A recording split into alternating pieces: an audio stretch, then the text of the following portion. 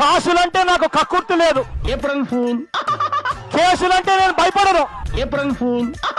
2024 ఎన్నికలు జరిగే నాటికి మందనేది లేకుండా చేసిన తర్వాతనే ఓట్లు అడుగుతానని చెప్పి ప్రతి అక్కకు చెల్లమ్మకు నేను మాటిస్తా ఉన్నా. April fool. కున్న కసీముడు తెలుసా, అవినీతి పైన నిర్దాక్షమైన పోరాటం చేసి అందరిని జైల్లో పెట్టాలన్నదే నాకున్న కసి. April fool.